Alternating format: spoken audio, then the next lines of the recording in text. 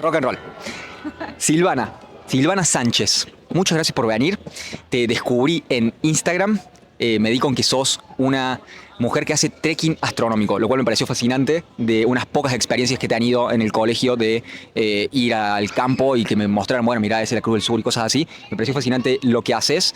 Me dijiste que sos nacida en Córdoba y ahora residís en Sierras Chicas y vivís de esto, de hacer trekking astronómico. Y te quería preguntar todo por ahí y que me cuentes qué te llevó a caer en este camino de vida. Así que bueno, lo empecemos desde ese punto, desde cuándo te diste cuenta que era algo que te gustaba y que te atraía la ecología y esta cuestión de ver hacia arriba. Bien, mi pasión por la astronomía de chica, ¿sí? Yo veía una serie de Carl Sagan que se llamaba Cosmos. No sé si vos te acordarás, porque sos más pequeño que yo. Éramos mi hermano y yo mirando tele blanco y negro, sentaditos los dos en esas sillitas materas frente a la tele, esperando ese programa todos los sábados a la noche, apasionada por los astros. Era como otro mundo, ¿no? O sea, me permitía jugar, viajar, imaginar. No estudié astronomía porque me parecía que era para personas sumamente inteligentes. No estudié. Pero sí soy una aficionada a los astros y estudio extraoficialmente como aficionada. Así que por ahí te diría que va lo del turismo astronómico. De chica quería ser bailarina y cantante, como no me salía y no nací en las épocas de Bad Bunny, fui por el turismo porque lo trabajé en el secundario, tuve una formación de bachiller perito mercantil y nos hacían trabajar un poco el perfil profesional y nos hacían ruedas de compañeros de estudio donde opinamos de acuerdo a nuestras habilidades a qué nos podíamos llegar a dedicar. Eso me ayudó en este perfil. Así que bueno, es una larga carrera en turismo con muchas idas y vueltas, muchas curvas, caminos sinuosos que tiene que ver con el trekking, con el camino de la vida, que no es recto. Así que todo ese camino me trae hoy hasta aquí. Arranqué como profesional trabajando muy cerquita de este lugar donde estamos ahora, en la calle 25 de Mayo. Yo estudiaba para aquel entonces, año 91, en la Escuela Provincial de Turismo, que fue una de las pioneras en nuestro país, en la provincia de Córdoba, escuelas de turismo. Córdoba es pionera en ese sentido. No terminé la carrera porque empecé a trabajar en una agencia de viajes, década de los 90, convertibilidad 1 a 1. Me formé como profesional con muy buenas maestras en esa agencia de viajes, pero hay una diferencia. Yo en ese momento hacía turismo emisivo, ¿sí? Sacaba gente del país, hacía importación de servicios. ¿Estamos? Muy acorde al contexto actual.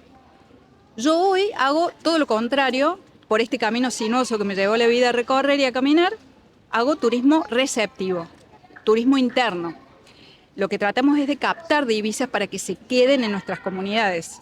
Como verás, hice un salto cuántico desde lo que es turismo emisivo allá por los 90, donde en aquel entonces me acuerdo, Igna, que no estaba bien visto vender, comercializar destinos dentro de nuestro país. No estaban a la altura de lo que te podía ofrecer Cancún, Europa, ¿sí?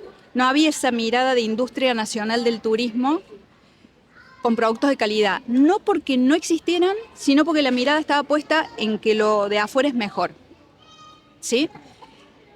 Así que trabajé en esa agencia muchos años, después me independicé, abrí mi propia agencia, siempre haciendo turismo emisivo, hasta que allá por el 2008, que abro mi agencia, la tuve hasta el 2012, decido involucrarme en la gestión pública de turismo en mi localidad donde vivía en ese momento, en Villa Allende, ¿sí? Sierras Chicas.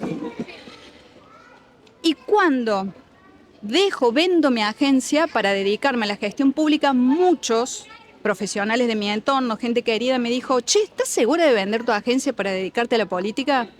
Yo dije, sí, bien, fui esclava de mis palabras. 4 años después, me encontré con que fue muy duro hacer carrera política.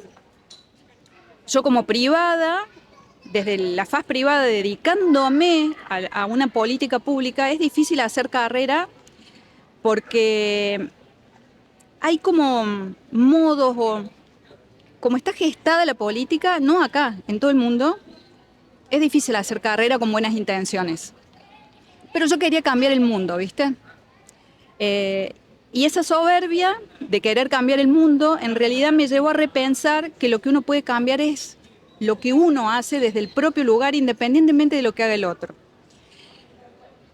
Cursé esa función pública durante 4 años, salí algo herida, lastimada en mis buenas intenciones. No pude continuar haciendo carrera, me hubiera encantado, porque ¿cuál es la clave de la política pública? Es concertar. El arte de hacer, digamos, la política es el arte de equilibrar intereses, ¿sí?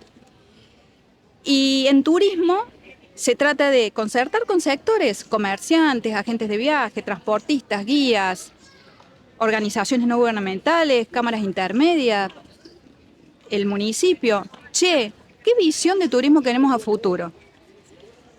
Bueno, esas dinámicas que parecen tan obvias y que llevan tiempo para poder discutir lo que queremos o hacia dónde queremos ir, es muy difícil materializarlas. Te quiero preguntar, antes de seguir sobre eso, ¿qué es lo que hace que sean difícil, qué dirías, balancear, equilibrar esos intereses? ¿Es una cuestión de los intereses naturalmente están contrapuestos, barra hay intereses personales más allá de las oficinas y los intereses que deberían tener esas oficinas? Te quiero preguntar sobre eso. Te voy a hacer una pequeña intervención. Voy a traer esta botella de agua, la voy a dejar acá. En caso de que quieras, está a tu disposición. Excelente. Déjame preguntarte eso, si es una cuestión de, no sé, la oficina de turismo no quiere lo mismo que otra oficina y ahí hay intereses contrapuestos, o si es una cuestión de, si haces esto me vas a hacer quedar mal a mí, entonces como una cuestión más de egos y de nombres, que es natural al ser humano, pero calculo que, o tengo la percepción de que en política se ve exacerbado este carácter del ego. ¿Cuál fue tu experiencia sobre esto? Coincido en ese orden todo. Vamos por parte. Hay egos, muchas veces y en general el turismo no es tomado como política de Estado. Hoy recrudece porque estamos en una situación similar a los 90, donde a un sector muy reducido de la sociedad le es cómodo o factible pagar viajes al extranjero, entonces prefiere, con un tipo de cambio conveniente para ese sector que es muy reducido, viajar a Europa en lugar de quedarse a turistear dentro de nuestro país o de nuestra provincia.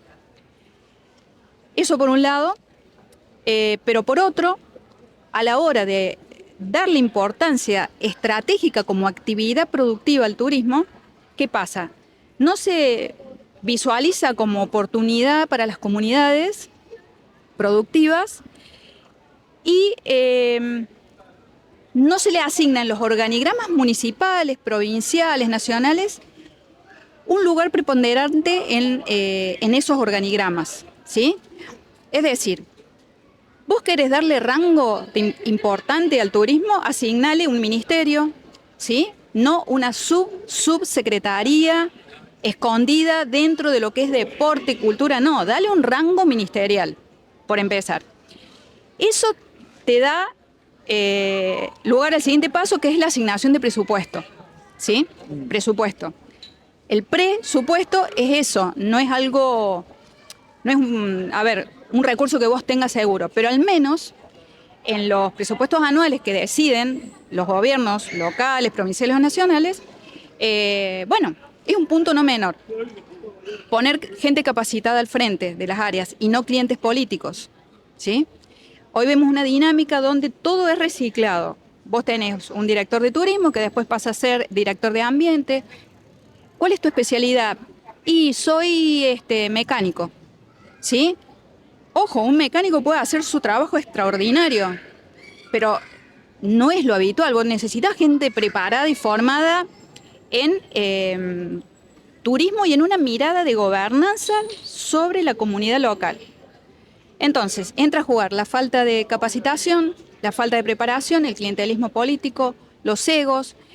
Muchas veces hay grupos técnicos que llevan con muy buena intención a los gobiernos, pero los verdaderos gobernantes no son esos equipos técnicos. Son personas invisibles a la realidad de nosotros que se esconden con sus intereses propios.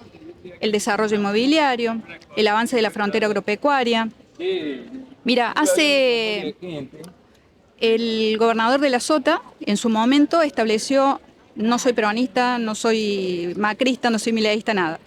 Sí, me vas a encontrar de alguna manera del lado de la parte productiva que beneficie a las comunidades, no a los sectores mínimos, ¿sí? En su momento de la Sota marcó 4 ejes estratégicos de la provincia, que eran la industria, el campo, el software y el turismo, ¿sí? Fue un visionario en su momento. Después en la práctica creo que logró llevarlo a cabo, porque de hecho se conformó, no me acuerdo si fue en la época de la Sota o antes, la agencia Córdoba Turismo, que es un ente mixto, que es estratégico porque nuclea la parte pública con la privada. Hay miembros de los ambos sectores que conforman las agencias.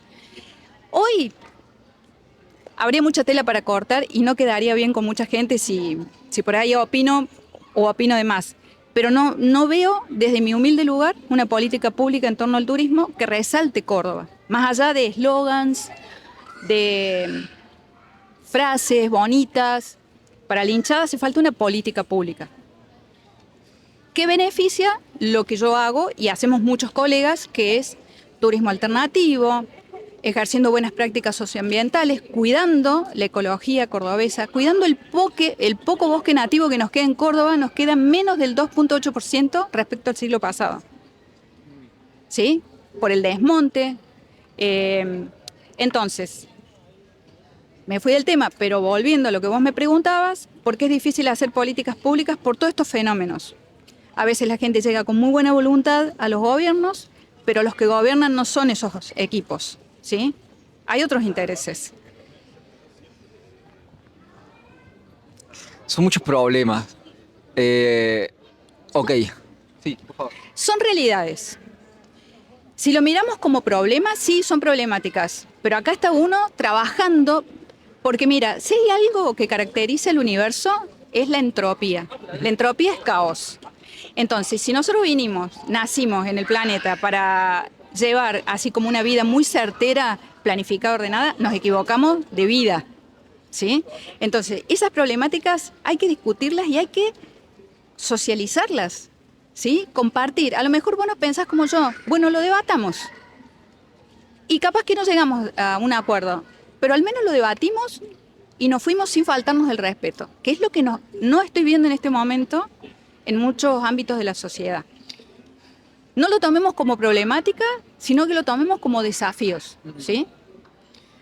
Dame 2 toques. Tengo muchas cosas para responderte. Empezando desde que mencionaste a Carl Sagan, que me parece un muy buen punto de partida, y de hecho acabas de cerrar hablando de que si algo caracteriza a la realidad y el universo es la entropía, que por ahí no lo tenemos tan en cuenta eso. Es más, creo que nos es invisible el orden social que tenemos generalmente. Eso me parece muy interesante, de que por ahí tomamos por sentado el hecho de que pasaron cientos de personas acá y no tuviste en ningún momento paranoia de que alguien pasara y nos hiciera daño. Entonces, como tenemos tanto orden en nuestra sociedad que por ahí justamente nos seguimos preocupando por los problemas. Ahí voy para allá. Hagamos el intercambio ahí, mira. Toma. Ahí vamos. Excelente. Nada, ¿qué te puedo contar? ¿Qué puedo decir? Primero, no sé cómo funciona, me parece una buena idea, me parece interesante, pero al mismo tiempo nunca la consideré y no sé cuál es la historia o la evidencia sobre las agencias o las organizaciones mixtas entre privadas y públicas. No sé si funcionan, si tienden a funcionar, si tienden a fracasar, porque simplemente nunca lo he considerado, le he prestado tanta atención. Ahora, sobre lo que me dijiste de la Sota, que no lo tenía, estos 4 puntos claves, no sé si cuáles habrán concretado más que otras. Sé y reconozco los carteles cuando entro a algunos pueblos que dice Córdoba Turismo y el logo que tenía. Me parece que quizás el software no sé si se habrá concretado. Me dijiste campo, me dijiste como agropecuario, me dijiste turismo y me falta el otro punto, industria. No sé cuáles habrán progresado bien o no en su gestión o en los últimos 20 años, pero me parece justamente eso. Creo que estoy de acuerdo con vos, como si lo vio a esto hace 20 años, es un visionario. ¿Qué nos va a llevar hacia adelante? Creo que para el interior, que nunca no me siento cómodo usando ese término, pero cualquier lugar que no es una capital, ¿de qué vive? Generalmente es campo más allá de industria, porque la industria generalmente está alrededor de la ciudad. Campo o turismo. Entonces, me parece que sería poco sabio de cualquier municipio no tener una política, sobre todo centrada en lo que principalmente hace mover a tu economía, sea el campo o el turismo. Y justamente lo que va a hacer que crezca tu lugar es el turismo. Sea que lo vengan a ver como 2 semanas al año, a decir, wow, mira qué lindo la granja, o a vivir. Pero van a venir a vivir y vas a traer más gente y la gente se va a quedar únicamente si ven que es un lugar que está creciendo o que tiene futuro. Entonces, me parece muy poco sabio no darle un espacio fundamental a la estrategia o el presupuesto que tengas al turismo, sobre todo, si no sos la ciudad de Córdoba. ¿Cómo es la situación en la generalidad de las municipalidades, o al menos en tu experiencia y en tu observación? ¿Pensás que la mayoría de las municipalidades que no son Córdoba o Río Cuarto o las grandes ciudades de la provincia, se les da un énfasis al turismo en el presupuesto y en la estrategia, digamos, de cómo hacer que sea atractivo venir a la ciudad? No. Mal ahí. Mira, el mundo cambió mucho de 20 años a esta parte. Fíjate vos, hoy Córdoba, el campo es la figurita, o sea, el campo para Argentina ha sido el sector económico que siempre ha crecido sin importar las coyunturas, ¿sí? Desde la época del granero del mundo, pasando por idas y venidas, Argentina siempre salió adelante con el campo y sobre todo la Pampa, Córdoba, Santa Fe, Buenos Aires. Ahora bien, vos tenés como dos tipos de turismo a grandes rasgos.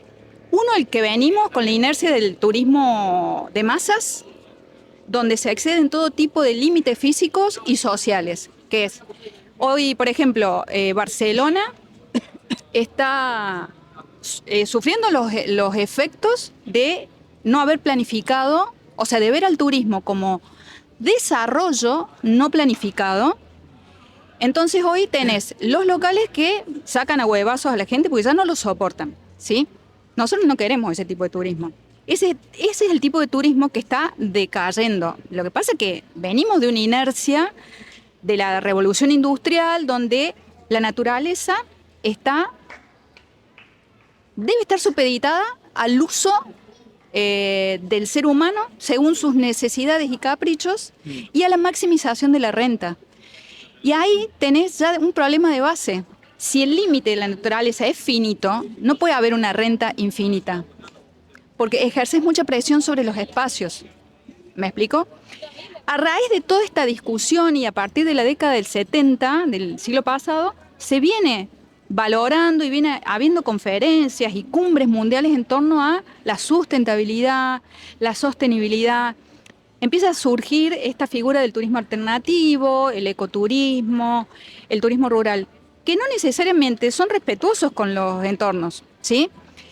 Entonces, vos me hacés la pregunta del millón, porque si yo tuviera esa respuesta, ponele, sería gobernadora, presidenta, y el turismo estaría en primera plana. Yo creo que en las localidades, no por falta de voluntad, pero no se termina de ponderar al turismo como una fuerza productiva. ¿Y dónde está la clave? Ejemplo, nosotros en La Granja, cerquita en Ascochinga, tenemos un colegio secundario, un IPEM, con especialidad en turismo. ¿Qué pasa con los chicos que egresan del secundario de ese colegio? No terminan de tener la oportunidad de desarrollarse profesionalmente en la zona, entonces emigran a otras ciudades como Jesús María. Te doy el caso pequeño, una muestra botón de lo que es la realidad local. Entonces, no le estoy echando las tintas a la parte pública. El sector privado también se mira mucho el pupo.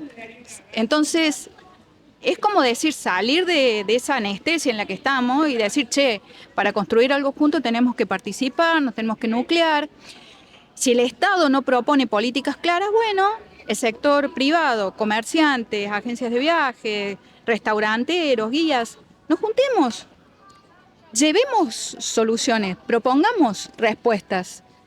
Pero bueno, hay que salir de la anestesia. En una época se participaba mucho porque había un fomento a nivel gubernamental de los espacios de discusión. Nosotros tuvimos un plan modelo que fue el Plan Federal de Turismo Sustentable a partir del 2005 en adelante, pero se discontinuó. Y ese es un problema. Las buenas ideas que por cambio de bandera política se discontinúan. ¿Sí? Es como decir, nos falta ese ejercicio de la democracia de que, che, más allá de que este piense distinto, si inició algo que está bueno, lo continuemos, no lo discontinuemos. Es como respetarse más. No, estoy haciendo como un autoanálisis desde mi propio lugar. No lo estamos haciendo. Si no lo hacemos hoy, ya perdimos tiempo. No sé. Estoy pensando como en soluciones potenciales, pero creo que tengo lo que se me ocurre. No sé si es factible, no sé si es muy idealizado, pero creo que también, no quiero decir soy la voz de mi generación, pero creo que hay mucha gente en la sociedad hoy por hoy, no sé si gente de mi generación, más chicos, más grandes, pero creo que hay mucha gente discontenta con las instituciones. Creo que estamos todos de acuerdo en que las instituciones están colapsando, sean políticas, sean sociales, sean religiosas. Están como ya las costumbres que teníamos, los mandatos que teníamos están todos en tela de juicio y no hay arriba, no hay abajo. Ahora, ¿cómo nos reorganizamos? Si es que podemos reorganizarnos. Para mí son las dos cosas. Es agarrar lo nuevo y agarrar lo viejo que funcionaba. Hablo constantemente, que no te quiero aburrir con esto, pero sobre la vuelta al conservadurismo y también a los mitos fundacionales de nuestra civilización, a mi entender, que es el cristianismo y las bases que traen de, ¿qué dirías?, de construcción social. Entonces, la familia, la Sagrada Familia, la idea y la imagen y el simbolismo de la Sagrada Familia como unidad básica fundamental en pos de criar de la mejor manera a los niños. Mucha gente lo debate eso. Yo creo que si vamos a los datos sobre menor probabilidad de criminalidad, mayor probabilidad de un mejor trabajo y de abundancia económica, de menor probabilidad de caer en las drogas, creo que la Sagrada Familia, papá, mamá, hijos, monogámica, en la misma casa, no separados, es la mejor configuración de familia. La Sagrada Familia, la comunidad yendo a la iglesia, acá estamos a 2 cuadras del Plaza San Martín. En el Plaza San Martín está la catedral, en el centro de la catedral está la cruz. Yo creo que eso, sea que haya sido expreso o que lo supieran o no, la comunidad cuando se organizaba alrededor de la iglesia y de la catedral, lo que estaba haciendo psicológicamente era poner como centro la idea de la cruz. A mi entender, la cruz, entre muchas otras cosas, simboliza el sacrificio aceptado voluntariamente. Y el trabajo es eso. El trabajo y también la unidad de la comunidad. La comunidad, vos podés decir, mucha gente me dice, no, bueno, pero la iglesia no hace falta o la religión no hace falta si tenemos clubs de barrio, si tenemos organizaciones vecinales o el club deportivo, lo que sea. Está bien, pero ninguna tiene como centro la idea de juntar a la comunidad de distintos estratos sociales en pos de adorar a lo que consideramos lo más importante. A mi entender, para una definición práctica, la idea de Dios, y ahí vuelvo, ahí lo voy a atar a todo esto, voy a tratar de encauzarlo. La idea de Dios, como una definición práctica, es la cúspide de la jerarquía de creencias, lo que organiza la psiquis individual y comunitaria. Entonces, nosotros podemos estar hablando acá hoy, y creo que te lo dije antes de empezar a esto, podemos estar hablando acá hoy y están tranquilos por toda la gente que está pasando porque consideramos o tenemos el acto de fe, sin evidencia, de que todos tenemos más o menos el mismo Dios o la misma guía moral, de que ninguna persona va a venir a atacarnos físicamente sin ninguna razón porque no les hicimos nada. Entonces, lo damos por hecho, pero no tenemos ni idea de qué hay en sus corazones o en sus bolsillos. Mismo acá, no nos conocemos nosotros. Podría yo haberte dicho, che, no te voy a hacer pisar el palito ni te voy a hacer incomodar, como te dije antes de empezar, y hacerlo en el durante. Y hacer, en vez de estar buscando la verdad, primero tenemos que creer que hay tal cosa como la verdad, pero en el caso de que no estemos haciendo eso, ¿por qué no ganar poder? Si no hay nada trascendente, si no hay nada más importante que cualquier cosa terrenal, ¿por qué no hacer todo por poder y tratar de llegar a la cúspide y ser presidente o emperador? Si lo que estamos haciendo acá es vivir en comunidad, si lo que estamos haciendo acá es tratar de hacer el bien, de buscar el bien supremo o el amor, si Dios es amor y amor es hacer el bien común, ¿qué nos va a unir una vez que no tengamos eso? Y ya no estamos tan... Seguimos actuando como cristianos, pero ya no estamos tan convencidos de saber por qué actuamos como cristianos. En tal caso creo que estamos viviendo del cuerpo en putrefacción de Dios. Ya no tenemos eso que nos una.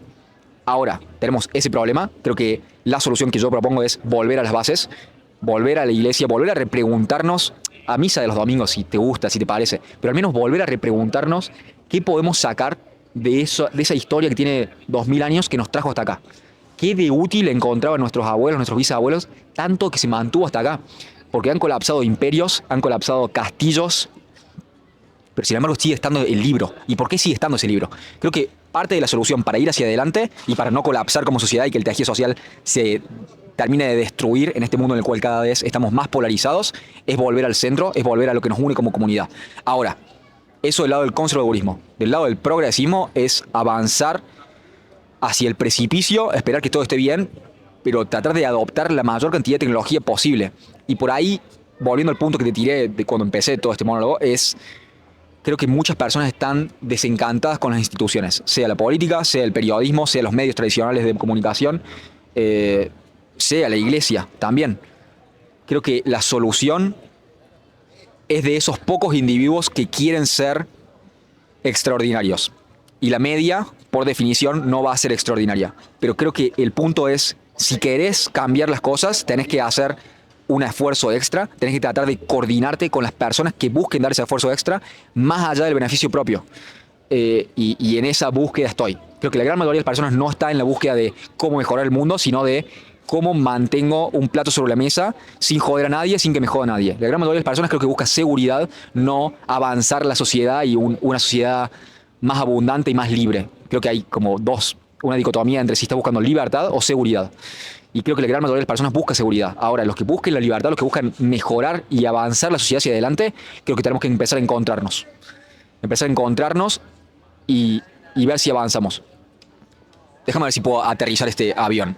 En términos de, que no me lo pregunto seguido, las personas que viven en pueblos, porque nunca me ha tocado, porque siempre he vivido en la ciudad, las personas que viven en pueblos, creo que en pos de que no se vayan, deberíamos proponerles la posibilidad, si hay un individuo que sea realmente extraordinario, que tenga una banda de conocimientos, dar clases virtuales pregrabadas y hacer como un formato de comunidad de, bueno, tengamos clases virtuales cada tanto, pásenme sus dudas, pero acá están todas las clases de todo lo que sabemos. No hace falta irte a la universidad afuera a estudiar algo para tener el título.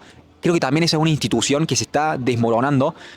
A mi entender, no creo que la gran mayoría de las personas piense como yo. Creo que la gran mayoría de las personas piensa, un título me va a dar seguridad laboral. Yo creo que eso ya está cada vez más en duda. Porque podés ser abogado, pero hay un exceso de abogados. Entonces, la oferta te tira para abajo, a menos que seas extraordinario. Pero la mayoría, por definición, no es extraordinario. Entonces, tenés esta chance de hacer tu canal de YouTube, de meterte en redes sociales, que tampoco es para todos, pero tenés la chance de la tecnología, usarla a tu favor en pos de hacer algo que te interese y que realmente ames y hacer ese cambio en el mundo que te gustaría ver, hacerlo vos y mostrarlo. Entonces creo que quizás sea muy simplista, quizás sea muy idealista, pero creo que la forma de movernos hacia adelante es individuos que realmente estén comprometidos con su rincón de la sociedad, con su tema, mostrarlo lo más que se pueda a través de redes sociales y hacerlo crecer. Porque una vez que sea innegable el hecho de que existas, y de alguna manera estamos todos compitiendo por atención, sea yo con mi contenido, con mis videitos, vos con tus videitos, Coca-Cola, Canal 12, estamos todos compitiendo por atención. Pero si sos innegable, si la gente te viene a ver y quiere saber lo que estás haciendo, el político no va a poder hacer como que no te ve. Entonces, esa es la única solución y creo que lo que a mí me deja desconcertado quizás o con poca fe, es que lo que estoy diciendo es, o el consejo que estoy dando, o mi forma de ver las cosas es, tenés que apelar a ser extraordinario. Y no es un mensaje para la mayoría. Entonces ahí es donde choca mi razonamiento.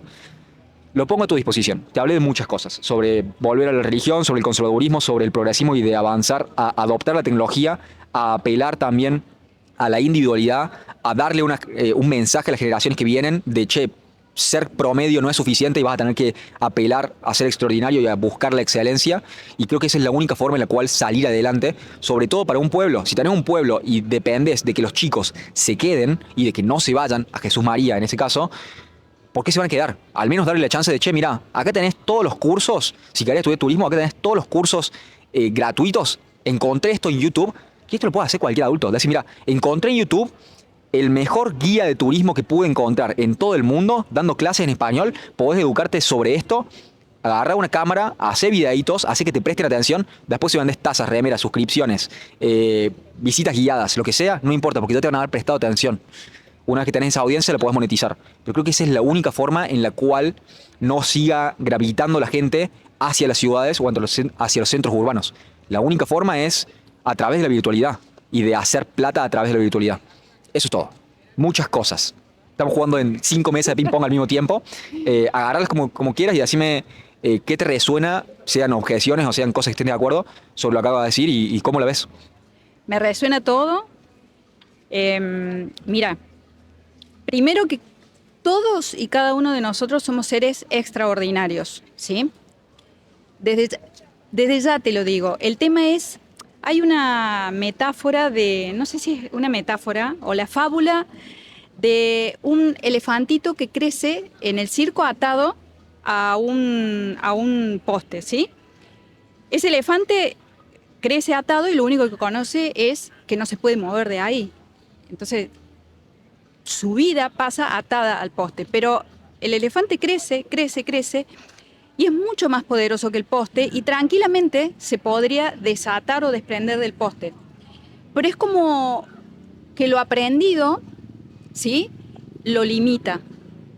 El no ver o el no darte cuenta que podés hacer cosas extraordinarias te limita.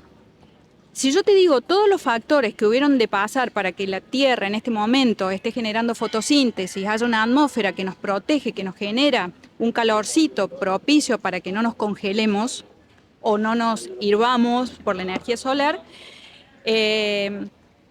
realmente llegamos a la conclusión de que somos seres extraordinarios. Ahora bien, bajado a la realidad real, tenemos muchas problemáticas en nuestra sociedad. Consumos, adicciones, relaciones tóxicas, desigualdades. Una cosa que vino a traer Internet es la democratización del conocimiento. Vos tenés la chance de hacer tu ciclo proponiendo tu idea, lo cual me parece sumamente valiente. Yo soy una defensora de la universidad pública porque yo, con 55 años, todavía estudio en la universidad pública, ¿sí? Y cada vez que estudio y aprendo algo, pero porque soy estudiosa por naturaleza, el aumento de mi acervo de conocimiento hace que cada vez tenga que ser más humilde porque me doy cuenta de que cada vez sé menos, ¿sí? Me parece genial la propuesta de brindar tutoriales gratuitos para que la gente se empodere, aprenda, y yo creo, estoy de ese lado. Me parece que ustedes, los changos jóvenes, han traído eso. Hay mucha gente que es generosa con el conocimiento, otra gente que busca, no sé, que busca posicionarse, ganar plata, gente que trabaja con las redes por cuestiones más que todo egocéntricas, que no es de lo que estaríamos hablando vos y yo en este momento.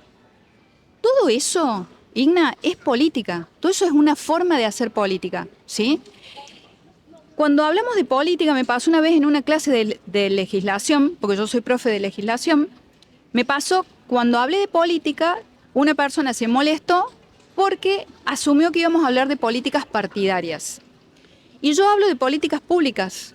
Cuando hablamos de políticas públicas es, todos los sectores productivos de nuestra ciudad que aportan sus impuestos al gobierno, ¿dónde van? ¿A qué obras van?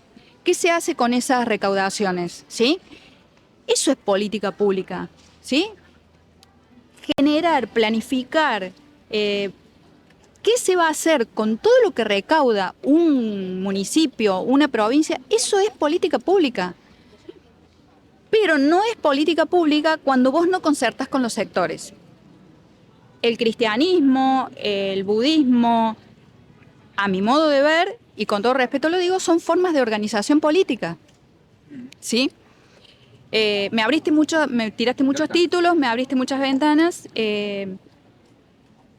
Me parece que son ámbitos donde se puede contener a las personas, donde se las puede albergar, abrazar en momentos difíciles. Y después tenés la parte de la estructura política que a veces cae en manos de personas que no tienen como la misma intención de la comunidad. No sé si me alcanzo a explicar. Pasa en todas las organizaciones políticas, instituciones, todo lo que sea a nivel privado, público, que el arma correcta en las manos incorrectas a veces hace desastre. Entonces, si miramos la política como una forma de organizarnos, no hace falta instituciones. Hace falta con que 2, 3, 4 personas se reúnan, acuerden objetivos en común. tenemos la calle del barrio bacheada. Bueno, a ver, hagamos la polla, juntemos para comprar una camionada, somos 10 vecinos y arreglamos nosotros. Che, me falta alumbrado público, no viene el municipio a arreglarlo. Vos sabés que lo vamos a tener. Che, así haya centro vecinal o no, nos juntemos y arreglemos el alumbrado. O sea, no quiero ser simplista, da para varios ciclos de charla esto y lo podemos discutir con muchos puntos de vista. Pero digo, el trabajo empieza por uno, ¿sí? Ese trabajo es lo que te hace extraordinario. El querer cambiar esa mini realidad que te rodea, en lo que vos puedas impactar. Para mí eso es hacer política. Son micropolíticas. Si nuestra meta es cambiar el mundo, te vas a frustrar, no te excede. Hay muchas variables que influyen, ¿sí? Pero en esa micropolítica que vos haces sí podés cambiar las cosas. Libre de expectativas, libre de expectativas. Creo que la familia, quizás disiento, porque vengo de un matrimonio, de un divorcio, y no sin dolor, me hubiera gustado, cuando yo miro esas familias, viste, que se sientan los domingos a comer, porque venimos de esas familias tanas, españolas, viste, y me da como mucha nostalgia por lo que no recibió mi hijo, que podría haber recibido, pero quizás estoy viendo el vaso medio vacío también. Vos me hablaste de 2000 años atrás, y yo me iría más atrás todavía, me iría a los ancestros, a los primigenios habitantes de estas tierras, antes de que llegaran los españoles, y vivían en comunidades muy armónicas, con profundo respeto por el entorno, ¿sí? Y, a ver, está en la esencia del hombre el caos también. Vuelvo a decir, es parte de la problemática de la existencia, el tema es cómo la llevamos, cómo la gestionamos en términos modernos, cómo la administramos. Pero, no sé, quizás Jesús, ya que hablaste de cristianismo, no sé si te estabas refiriendo a Jesús, pero el mismo Jesús, o sea, predicaba desde la humildad total. Pero yo desde mi lugar no aspiro a ser Jesús, aspiro a ser Silvana, que primero tiene que ser humilde con uno mismo, respetar al otro y tratar de generar mejores impactos sobre el entorno. Impacto es medio contradictorio, porque cuando vos impactas es como que estás generando un cambio. Bueno, transformaciones en lo que se pueda, ¿sí? Sea la familia, sea la iglesia católica, sea la iglesia evangélica, sea el club del barrio, sea el centro vecinal, o sea un grupo de amigos que quieren hacer algo. Yo veo todo el tiempo en Instagram changos y changas que se ponen a limpiar, a levantar la mugre de las riberas del Suquía o... Martín es amigo de esta casa. Martín se llama, es amigo mío, vino a hablar, él está limpiando el Suquía, le agradecemos, le mandamos un saludo, es un crack, disculpa la interrupción. Ok, saludos para Martín, el algoritmo funciona.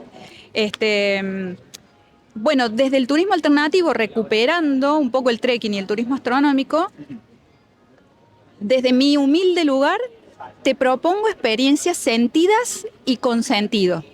¿Sí? Experiencias sentidas y con sentido. Que el trekking de 28 kilómetros por el camino del peregrino, que emula la huella del cura Brochero, sea un desafío de 28 kilómetros donde vos hagas un esfuerzo físico, pero también que te invite a mirar la Vía Láctea, a sentir los aromas de la noche, porque hacemos caminatas nocturnas. Es muy distinto el día de la noche. Entonces, cuando yo te digo experiencias sentidas, es eso, conectarte. El rocío hace que se desprendan notas de las aromáticas nativas de las sierras. Me das doctor, quiero meterme por ahí, tengo muchas cosas para preguntarte sobre eso, y sobre, por ahí, la necesidad de ir al campo una vez que estás en la ciudad para conectar. También creo que la contaminación lumínica nos ha dado mucho beneficio el poder trabajar de noche o el poder vivir de noche también. Al mismo tiempo nos ha quitado esa conexión con el infinito. Y te quiero preguntar por ahí. Antes de ir para allá, me interesa cerrar algunas ventanas del cristianismo. Sí, por favor. Te meto un dato. Hay localidades que ya han legislado el tema de la contaminación lumínica. No hace falta disminuir la luz, pero sí simplemente bajarles O sea, ya están, creo que Villa General Belgrano lo está haciendo, o Yacanto de Calamuchita, están legislando la forma para iluminar las ciudades sin que te quite las ganas de mirar hacia el cielo. ¿Sí? Eso te quería decir. Sí, por ahí hay problemas que se resolverían muy fácil. Tan simple. Sí, es una cuestión de voluntad política o de googlear, ¿me entiendes? Googlear y después voluntad política. Pero sí, son unas bochitas, me parece, como que en vez de que se esparza la luz hacia arriba y hacia el mismo nivel donde está la luz, se esparce únicamente para abajo para iluminar el suelo. Sería buenísimo, sí. Uruguay lo viene haciendo, ha tomado registros satelitales de antes y después. No sabes cómo disminuye la contaminación lumínica y nadie se siente inseguro porque se reglamentó la cuestión. Sería buenísimo. Esperemos que llegue esa información. Creo que estaría bueno. Creo que sería un cambio fácil de hacer y nada más que hay que empaquetarlo de una manera en la cual los políticos digan, ah, sí, nos van a querer si hacemos esto. Y después es más fácil. Quiero cerrar estas ventanas de religión y otras cosas que me dijiste, muchas cosas que me parecen interesantes y me gustaría darte mi punto de vista sobre esto y después cerramos o pegamos el volantazo hacia hablar del campo y de las estrellas. Creo que por ahí el mensaje que doy o la idea del conservadurismo se ve con los ojos de los 50, ¿me entendés? O de los 70, de esto de, bueno, antes la sociedad no era buena porque te juzgaba mucho más. Creo que en ese sentido la sociedad antes estaba teniendo un desbalance de un exceso de juicio y en mi observación es que hoy por hoy es como, bueno, sos perfecto como sos, no te hagas problema. No hay arriba, no hay abajo, no hay estándar, no hay bien, no hay mal, haz lo que quieras. Creo que hoy estamos en un exceso de compasión en ese sentido y hay una idea que no sé si es como un análisis post-bíblico de esta idea de las dos manos de Dios, de que si Dios es amor y el amor es hacer el bien común o si vos tenés un hijo querés que se desarrolle de la mejor manera, entonces le decís sos suficiente, tenés valor intrínseco, al mismo tiempo si vos le decís solamente eso no lo ayudás a progresar o a que se desarrolle. Si le decís no sos suficiente y nada de lo que hagas va a ser nunca suficiente, lo rompes. Entonces creo que va por el medio. Hoy por hoy estamos en el exceso de compasión y de misericordia y no hay ningún estándar. No hay un tenés que hacer esto o tenés que apuntar a la excelencia. Dijiste esto de Jesús. Estoy de acuerdo con vos. Creo que justamente es al medio. Y por ahí si yo te digo, creo que la familia, la Sagrada Familia, la monogamia, el mantenerse juntos en el matrimonio, si yo digo eso, suena como que estoy juzgando o condenando, más que juzgar, condenando a cualquier persona que se salga de la norma. Entiendo el punto, como no creo Yo que... lo entendí. Buenísimo. Pero Sí. por ahí quiero aclarar eso. Yo vengo de una familia ensamblada. Yo soy hijo de un segundo matrimonio de mi madre. Me crié con hermanos que para mí nunca, como me di cuenta a los 20 años de que mi familia era ensamblada, lo cual es una virtud de mis padres y un testimonio de lo bien que hicieron su trabajo como padres. Y también estoy casado hace 3 años, no sin altibajos. Entonces puedo empatizar con eso y no significa que cualquier desviación de la norma debería ser condenada y matar a cualquier persona que se desvíe. Al contrario, creo que hoy justamente el problema no es que no seamos suficientemente compasivos, que sí lo era en el pasado, hoy es que somos demasiado compasivos y rompimos la norma. Entonces, ¿cuál es la norma? Y volviendo al punto este de Jesús, me dijiste, no quiero ser Jesús, quiero ser Silvana. Al mismo tiempo, en mi entendimiento, creo que Jesús es el arquetipo de héroe occidental. O sea, como creo que cualquier persona que quiera apuntar, creo que no hay diferencia entre apuntar a la mejor versión de vos mismo y apuntar a ser más cercano a Jesús. Creo que es exactamente lo mismo, porque la historia de Jesús es justamente, si lo pensás, únicamente como una narrativa, más allá de si pasó o no pasó, si realmente salió su cuerpo a los 3 días o no, que eso lo vamos a dejar para otro día. Más allá de eso, si Jesús es el arquetipo o la mejor expresión de un héroe, al menos en nuestra concepción occidental de cómo ver la realidad, no hay diferencia entre buscar ser la mejor versión de vos mismo y ser más parecido a Jesús o actuar lo más parecido a Jesús posible. Creo que es exactamente la misma cosa. Ahí te puedo... Por favor, ¿cómo lo ves? Sonó pedante cuando dije quiero ser Silvana en lugar de ser Jesús. No fue la intención. ¿Qué significa pedante? Es soberbio. No. Ok. Claro, lo que pasa es que nosotros tenemos una mirada, vos bien decís, occidental. Pero nosotros existíamos en estas tierras antes del advenimiento de Jesús. Sí, te quiero hablar de eso también. Y yo fui criada en el catolicismo y me alejé de la religión, refunfuñando un poco, pero hoy observo que muchos chicos y chicas, sobre todo de la edad promedio tuya, pero no porque tu edad, sino porque quizás generacionalmente estamos necesitando recuperar valores, Igna. A ver, ¿sabes cuál es el problema hoy? Que en casa no les enseñamos valores a los chicos, ¿sí? Vos cuando vas a un restaurante, mi hermana trabaja en un restaurante, y a veces llegan familias donde los padres no le ponen límites a los chicos, a los niños, porque se los tiene que poner el mozo. Che, mira, pórtate bien, no grites porque viene el mozo y viene la policía y te lleva, el mozo te lleva. A ver, padres en zapatos de padres, madres en zapatos de madres.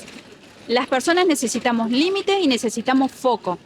En la Cábala, que es la sabiduría judía, proponen, más vale, esto que vos decías antes, fomentale la autoestima a tu hijo, eleváselo, que después cuando salga a la calle, a la realidad real, la gente se va a ocupar de balancearle el ego, pero no se lo tires abajo, ¿sí? Básicamente, es un ejemplo que te pongo en relación a lo que comentabas antes, pero los valores los recibimos en casa. Vos no te hace falta ir a la universidad ni al colegio para ser una persona educada. Vos tenés gente que no tiene instrucción académica y es más educada que un abogado, que un psicólogo, ¿me entendés? O sea, no va por ahí. Yo creo que lo que nos está faltando es esto que vos bien decías. Relativizamos, o sea, sé vos y te crías solito sin un tutor. Las plantas necesitan tutores para crecer derechas, si no se te bandean los límites, el tutor, la figura, el referente. Es como las estrellas. Las estrellas en el universo brillan mucho, en algunos casos porque son supermasivas, y conviven con otras que son menos masivas. Esas que son supermasivas se consumen muy rápido. ¿No te ha pasado de tener referentes que vos admirás y que te atraen gravitatoriamente porque admirás su intelecto o sus emociones o sus sentimientos?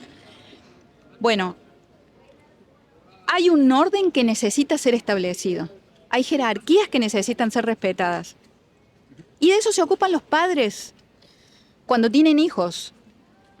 Y nos fuimos del turismo. Ahí volvemos. Ahí lo aterrizamos para allá, espero. Pero estoy de acuerdo con vos en todo lo que acabas de decir. ¿Padres o los que hagan de figuras de padre? Porque muchas veces hay niños que no tienen la gracia de tener un padre y una madre, o dos padres o dos madres, no sé cómo sea que sea, ¿sí? O una madre, o a veces hay un padre. No tienen esa gracia, esa fortuna. Yo te la debo, porque ¿qué referencia de amor tienen? ¿Entendés? ¿Qué referencia de, che, esto está mal? No es por ahí. Vení, tenés un problema, lo resolvamos juntos. Yo creo que eso es uno de los problemas centrales de nuestra sociedad hoy.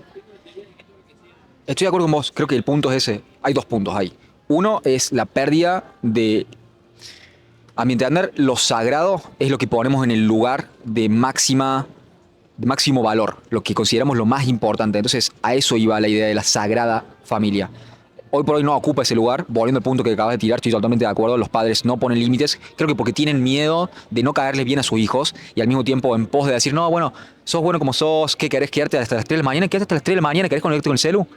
Estamos criando monstruitos. Sí. Literal. Porque esos changos después se van filmando a 180, pasando semáforos en rojo, atropellando gente que viene del laburo. ¿Entendés? O terminan delinquiendo, asaltando jubilados. O sea, sí. Me parece que necesitamos hacer un alto autoanálisis. Son muchas cosas. Me agregaste también esto de la adultez. Hay muchas series por muchas décadas que hubo esta idea de que los adultos eran malos, de que no deberías convertir en un adulto. ¿Me entendés? Entonces hay una infantilización de la sociedad. Al mismo tiempo creo que el punto es ese. Se perdió la familia, se perdió, esto me diciendo vos, los valores. Lo hablé hace poco con una comediante, la tía Silvia, le mandamos otro saludo. Una comediante que al mismo tiempo es profesora de literatura. Y me decía, los chicos vienen al colegio, y también lo hablé con un amigo mío, yo juego al béisbol de los 10 años, un amigo mío que da clases de béisbol. Y me dicen... yo quería dar clase de literatura o quería dar clase de béisbol, pero me di cuenta de que no estaban listos los chicos para eso, porque tenía que enseñarles primero valores básicos. Entonces, creo que el punto es ese. No hay valores en la casa, no estamos teniendo la idea de que la casa es la principal cuna de aprendizaje y lo estamos extrapolando a, che, aprenderlo en el club, aprenderlo en el colegio. Sí, me entiendo. Entonces creo que hay una pérdida de la responsabilidad personal. Nos estamos educando a través del celular. Los padres están dando el celular a los chicos cuando no tienen ni siquiera su cerebro desarrollado, ni hablar. O sea, nos terminamos de desarrollar en nuestro cerebro la corteza prefrontal a los 25 años. Ni hablar de los 16, 14, 10, 8, 3 años. Estamos en un celular indiscriminadamente. Entonces es una irresponsabilidad terrible la que estamos teniendo. Pero estamos perdiendo eso del núcleo familiar y volviendo al punto que lo voy a cerrar por acá porque creo que se haría...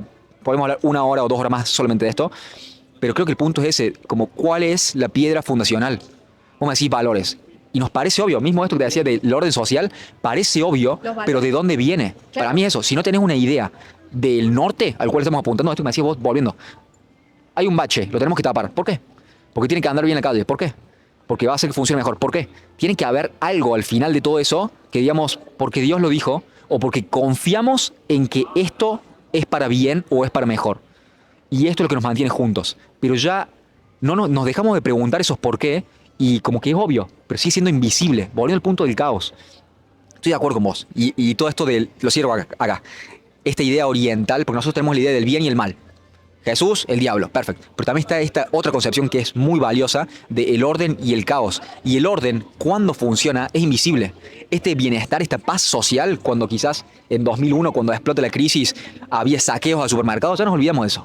Mirá toda la paz que hay. Nadie quiere matar a la otra persona o robarle. Ahora, si hubiera un problema que requiere que cada uno se cuide por sí solo, esta paz desaparece rapidísimo. Entonces, el orden, no nos estamos preocupando en por qué existe, y si nos olvidamos de eso, creo que es más probable que caigamos en una situación en la cual tengamos que recordarlo a través de la violencia. Es parte de la historia humana de que caemos en guerras. No estaría bueno que sea una guerra civil, pero es parte de la historia. Entonces, creo que sería extremadamente útil recordar el por qué nos comportamos, cómo nos comportamos, y por qué creemos que hay tal cosa como algo que es mejor que otra cosa. ¿Qué hace que creamos que hay cosas que están bien y mal? ¿Y de dónde viene eso? No, bueno, es obvio. Ser respetuoso es algo básico y es obvio. Bueno, pero ¿de dónde viene? Y si nos olvidamos de dónde viene, creo que es más probable que sigamos por ese camino, en el cual nos olvidemos cada vez más, los chicos no tengan ni idea de qué está bien y qué está mal, de qué es arriba y qué es abajo, y sigamos desintegrándonos como sociedad. Esa es mi forma de ver las cosas. ¿Querés darme tu evolución para cerrarlo y pasamos al mundo del trekking y del campo y de las estrellas? ¿Cómo la ves? Creo que los valores son contextuales, son coyunturales, son culturales. Entonces, en función de la crianza que vos recibiste, el contexto social, histórico, económico, político en el cual te criaste, en la era histórica de la humanidad en la cual te criaste, van a ser tus valores. Y te digo, sea en lo que sea que vos te apoyes en esa construcción de valores, tiene que haber un común acuerdo. Para que haya un común acuerdo tenemos que conversar, no nos tenemos que pelear, ¿sí? Entonces, me encanta escucharte porque tengo pocas chances de escuchar a una persona de tu edad desde otra generación. Es como un viaje en el tiempo, ¿sí? Vos venís del futuro, yo vengo del pasado, pumba, nos encontramos acá. Y ahí estamos, creo que estamos desde la cosecha propia de cada uno, por la historia de vida de cada uno, habitamos un fuego íntimo que te hace pensar de esta forma desde un lugar y a mí desde un lugar diferente. Vos con una mirada más occidental, yo con una mirada más ancestral. Pero ¿sabés qué? Coincidimos en un montón de cosas. En un montón de cosas. Quedaría para otro ciclo. Así que volvamos a las estrellas y al trekking. Te contaba de los trekking, de las experiencias sentidas y con sentido. Sentidas porque... Te voy a preguntar por ahí, ¿cómo lo encarás? ¿Hay una cuestión emocional o un apelar a las emociones o a lo espiritual o a la historia o al conectar con el infinito? ¿Qué enfoque le das a esta? Porque si lo pones como, si querés sacarle total tipo de sentido, de decir, no, bueno, estamos caminando por la montaña. Bueno, más allá de eso, ¿qué enfoque le das para que haya una conexión más profunda? ¿Cómo lo ves? Sin lugar a dudas que el enfoque es emocional, es espiritual, no desde la New Age y esta cosa de que lo vinculo mucho con lo que veníamos hablando, somos seres de luz. No. Esto es una cosa real, física, química que estamos generando en un momento con un grupo. Hay un grupo que se va de trekking, hay normas que hay que respetar, hay una cooperación entre compañeros de trekking y una vinculación con el contexto, con el entorno, con la noche.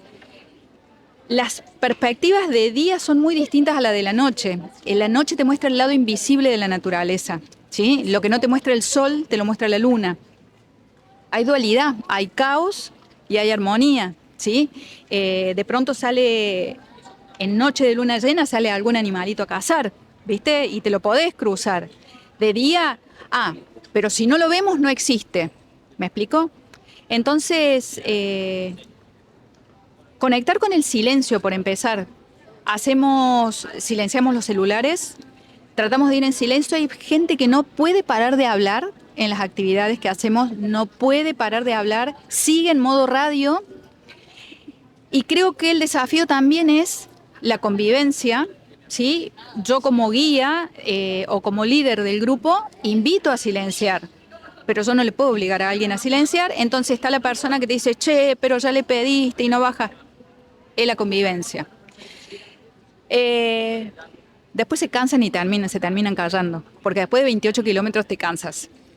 Por ejemplo, el sábado pasado tuvimos una actividad en Agua de Oro, en Pozo de Cartagena, en Sierras Chicas, una caravana de vehículos para hacer astroturismo. Entonces atravesamos un camino de ripio, de singular belleza paisajística. Al atardecer se puso el sol, nosotros bajamos de los vehículos, caminamos, nos fuimos hasta la naciente del río Chabascate y les pedí minutos de silencio.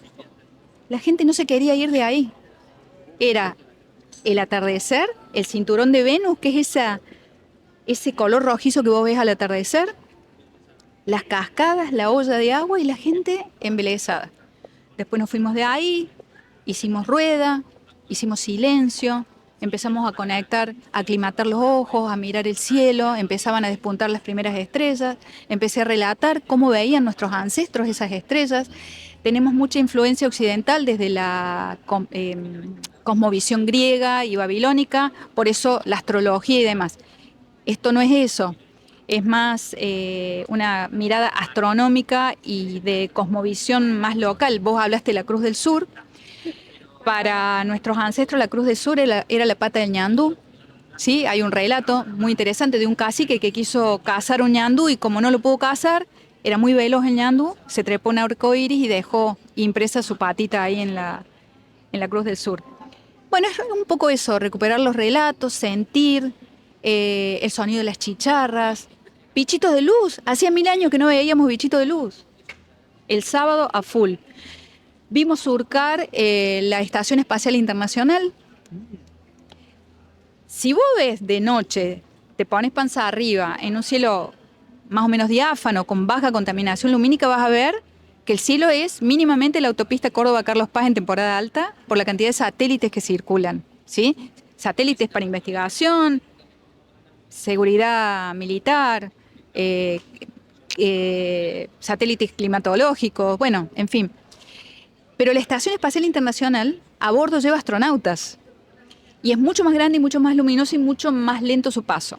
Bueno, también nos deleitamos con el paso de la estación, les expliqué de qué va eso, a qué velocidad circula para que no se la trague la Tierra. Un poco eso es el turismo alternativo, el ecoturismo, muy respetuosos del entorno, no dejamos basura, lo que generamos nos lo traemos a casa, respetamos las capacidades de carga. ¿Sabes lo que es una capacidad de carga? Yo no puedo llevar más de tanta gente a tal lugar porque hay un estudio que dice que se empieza a impactar negativamente el ambiente. Esto se articula con ambiente de la provincia, con los guardaparques municipales o provinciales. Entonces vos llenás un registro de la cantidad de personas con las que vas a ir y de esa forma respetas el contexto. No basta con respetar el contexto, tenemos que hablar en voz baja porque ahí los exóticos somos nosotros. La fauna nativa es la dueña del lugar, un zorrito, una comadreja, las ranas, las aves, los atajacaminos, en fin, hablar en voz baja, no hacer fuego. Había unos changos que estaban haciendo fuego y todos cortábamos clavos, ¿viste? Pero tenían permiso del dueño del lugar. Explicar el por qué, ¿sí? Explicar el por qué hacemos de tal manera las cosas. Y bueno, hay gente que se entera ahí de que no debe proceder de tal forma y sí de tal otra. No es una obligación, pero es la norma para entrar en el grupo, ¿sí? No estás de acuerdo, no vengas. Nosotros nos respetamos, somos solidarios con el compañero que va más lento. No estamos jugando una carrerita, no somos competitivos. Para eso hay otros espacios. Y la observación del cielo, la apreciación del cielo, nos recuerda lo humildes que hay que ser. Nuestra vida es un suspiro en la vida del universo. ¿Cuánto podemos vivir promedio, Igna? ¿100 años con mucha furia? El universo, según la teoría del Big Bang, tendrá unos 13.800 millones de años. Humildad ante todo y respeto por la naturaleza. Por eso soy una defensora de estas actividades, porque me permiten materializar mi propósito, que es la ecología. Nosotros como parte del sistema, no el ser humano como administrador de la naturaleza. ¿Sí? Esa es una mirada muy moderna de la civilización a partir de la revolución industrial. Entonces necesitamos volver a la mirada ecosistémica desde mi lugar. Lo podemos debatir. Ese es mi propósito y con el cual yo trabajo en las actividades. Y lo trabajo como un profe, lo trabajo cuando hago capacitaciones. Y bueno, somos de ese club, del club del respeto por la unidad. O sea, somos una parte de un todo, ¿sí? Y ahí entran a jugar las normas, los valores, el respeto, ¿sí? Es una forma de educación, el disfrute de esa forma. No sabemos cómo hacerlo. Si no estamos acostumbrados a saber cómo comportarnos en un lugar donde no es la ciudad o el orden establecido. Creo que hay, y esto que me planteas me parece muy iluminador, que por ahí no sabemos cómo comportarnos en la naturaleza. Nos hemos olvidado de eso. Hay como un volver de alguna manera o un reconectar. Y creo que las estrellas también nos ayudan a eso. Y la noche, eso de reconectar con el silencio, de que bueno, está bien, si por 15 minutos estoy aburrido, no hace falta que saque el celu y ver un videíto, sino que puedo estar tranquilo, puedo escuchar y también se agudizan los sentidos una vez que estás en la naturaleza. Entonces hay un montón de cosas que me parecen súper virtuosas y estaba pensando mientras hablabas de que no me gustaría volver a caer en la idea de Dios, pero me parece que va a ser medio imposible no hacerlo. Creo que también cuando estás en la naturaleza hay una voluntad de reconexión de alguna manera, o de que estás conectando o estás recordando algo que olvidaste, pero que ahora estás dándote cuenta de que sabías. Esto de venimos de acá, venimos de la naturaleza, o venimos de allá, de las estrellas, sea que nacimos en otro planeta o nos hicieron genéticamente o lo que sea, hay algo cuando ves las estrellas y cuando reconectas, que creo que por ahí no lo hacemos en la ciudad, pero cuando estás en el campo y tenés la chance, hay como una voluntad de entender el por qué estamos acá, o al menos de repreguntarnos por qué estamos acá, y de conexión, de volver o de querer volver a algo. Para mí, Sí. Igna, existe una inteligencia superior que quizás vos le llames Dios o Jesús. Yo le llamo esa inteligencia que hace que esto funcione, ¿sí? Por eso yo te hablaba de seres extraordinarios, pero no desvirtuar ese ser extraordinario que potencialmente podés ser convirtiéndote en un monstruito maleducado, ¿sí? Literal venimos de las estrellas. Cuando se forma una protoestrella, que es una estrella bebé, se fusionan átomos, ¿sí? De esa masa que forma la estrella es como cuando preparas una torta, pones huevos, azúcar, harina, aceite, lo que le pongas. Yo hago unos budincitos caseros que compartimos ahí en las actividades que tengo que terminar pasando la receta porque todo el mundo la pide. Pero lo hago con tanto amor que se ve que queda rico por eso. Es como cuando haces una torta. Lo mismo pasa con la fusión nuclear. La estrella, para no caer en sí misma, mira qué locura lo que te voy a decir, para no convertirse en un agujero negro que se chupe a sí misma, en esa fusión de átomos tiene que liberar energía. Eso es lo que pasa con nuestro Sol. Cuando se libera esa energía, el 99% forma la estrella y el 1% restante forma los planetas, en el caso de nuestro sistema solar. Literal venimos de las estrellas. La tabla periódica que estudiamos en el secundario se produce por la fusión de átomos. O sea que nosotros literal venimos de las estrellas y cuando descarnamos, volvemos a las estrellas. No es chamullo, es física. Sí, es muy flatero ese dato, la verdad. No sé qué hacer con eso. Otra cosita, ¿vos viste Avatar? La película. Sí. Hay un momento donde el pibe se infiltra como Navi, no me acuerdo, pero es tan torpe y es tan monstruito porque no está educado en el entorno natural que sale de noche y provoca una catástrofe porque tiene que salir la piba Navi a rescatarlo del moco que se echa el guaso, termina matando animales que estaban en armonía ahí viviendo. ¿Por qué? Porque el pibe se metió en un terreno sin saber.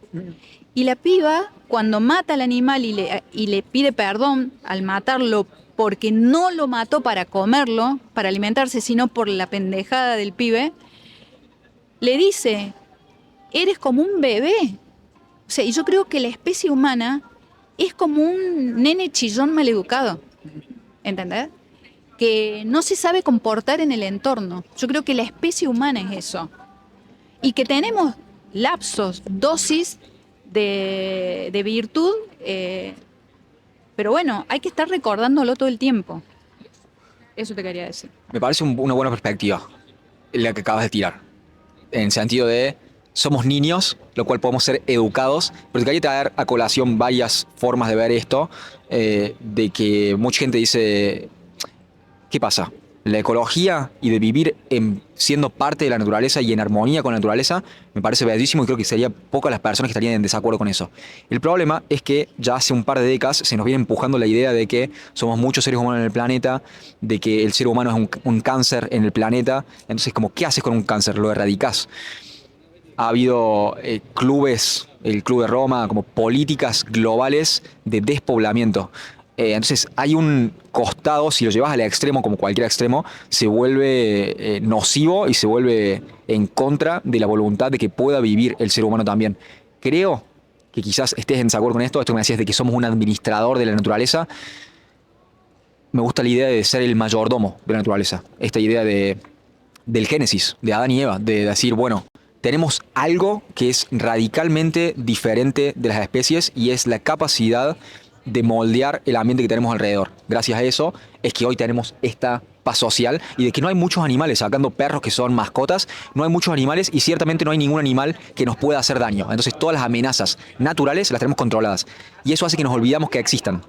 Las aguas del caos, en términos mitológicos, de cuando vuelve la naturaleza a tirar toda la civilización y a revivificarse.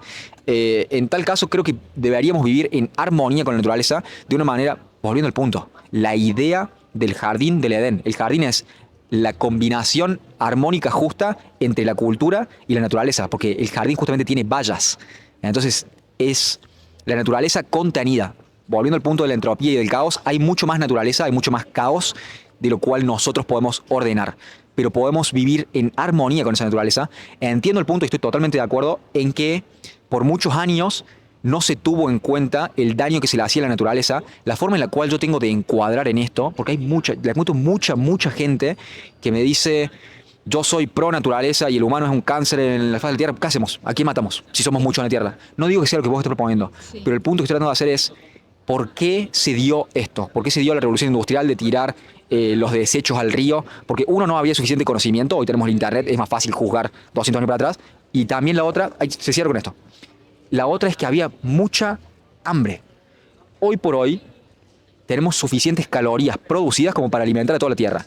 El por qué sigue habiendo pobreza es por causas políticas, no de que no podamos producir suficiente alimento. Ya eso, desbloqueamos eso, tenemos una superproductividad. Al mismo tiempo, ¿cómo nos deberíamos comportar sobre eso? Hoy es fácil hablar porque tenemos la panza llena, pero acá, 200 años, cuando no tenías el internet de la información, no había suficiente comida para la gran mayoría de la sociedad, lo que me importa es que mis hijos coman. Si talamos un par de árboles de más, no importa. Es como estoy tratando de empatizar con la gente de hace 200 o 150 años. Me parece que tiene sentido que podamos pensarlo una vez que llegamos a cierto nivel de riqueza. Y esto está probado. La gran mayoría de las sociedades que más se ocupan del medio ambiente son las más ricas. países nórdicos, Europa, la conservación que tienen de la naturaleza es impresionante. Te digo, habiendo vivido en Dinamarca y habiendo visitado algunas ciudades europeas, es brillante y es el lugar al cual deberíamos apuntar a ir. Al mismo tiempo, primero salvemos a los chicos que se están muriendo de hambre y después ocuparnos de esto. Al mismo tiempo, entiendo el punto de no nos encarguemos de acá 20 años, veamos cómo hacer las dos al mismo tiempo. Pero ¿cómo la ves? Estoy queriendo llegar al medio porque no es un violemos y matemos a la naturaleza, ni tampoco un matemos a todos los seres humanos en pos de que haya un montón de naturaleza. ¿Cuál es ese balance? Para mí el problema está en la concentración de la riqueza de capital, ¿sí? Pero eso da para hablarlo largo y tendido. Mira, los efectos del cambio climático lo paga sobre todo el hemisferio sur, que es más pobre que el hemisferio norte. Vos tuviste la gracia, el beneficio de poder vivir en un país nórdico, que es como el modelo, porque si vos me preguntás a mí, me encantaría vivir ahí. Pero no te olvides que el mal llamado tercer mundo le paga el confort al primer mundo, ¿sí? Yo no considero que seamos muchos habitantes. Eso es una idea que nos han introducido medios con determinados fines. ¿Qué más culpable querés que me sienta? Sí, mucho.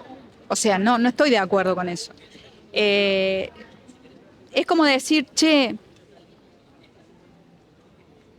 vamos a explotar, porque hasta yo escucho que en turismo se habla de explotación turística.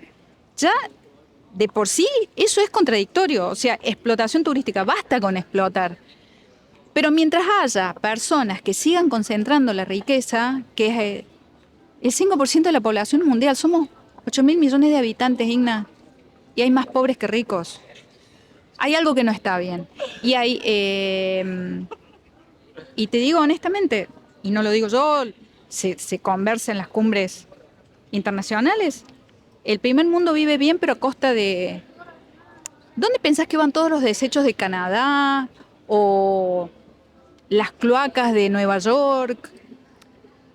Por eso sería reduccionista decir, che, somos muchos habitantes, hay que liquidar a unos cuantos. Yo creo que como especie, en cuanto sigamos desbalanceando, va a ser el planeta el que nos ponga el límite, ¿eh?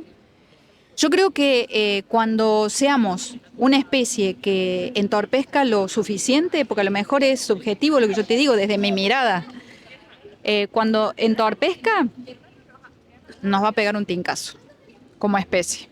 Los dinosaurios, que eran mucho más gigantes que nosotros, se extinguieron, ¿sí?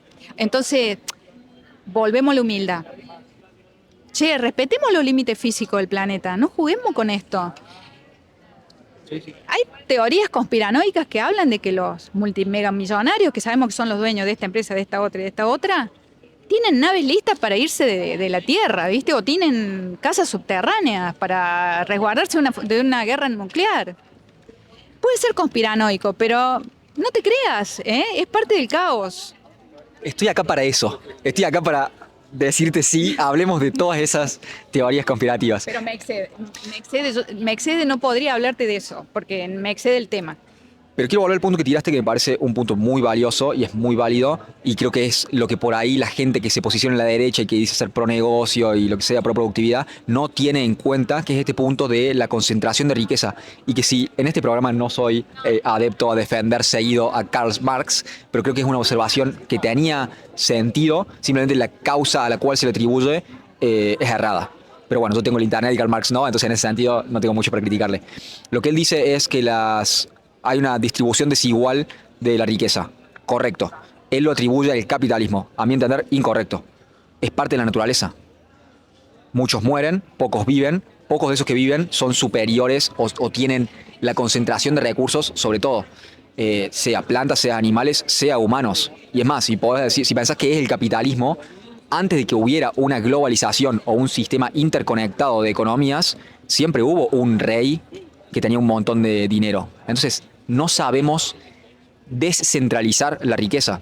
Al mismo tiempo, si tratas de pasar al comunismo, no ha salido bien, se ha matado una banda de gente, mucha gente ha muerto por hambruna, y justamente porque el mercado tiene una forma de ordenar la riqueza y darle más riqueza a ellos que pueden ser más eficientes con esa riqueza y generar más. No todos somos buenos generando riquezas. Por eso hay muy pocos emprendedores que tienen resultados desproporcionados, para bien y para mal, algunos se funden.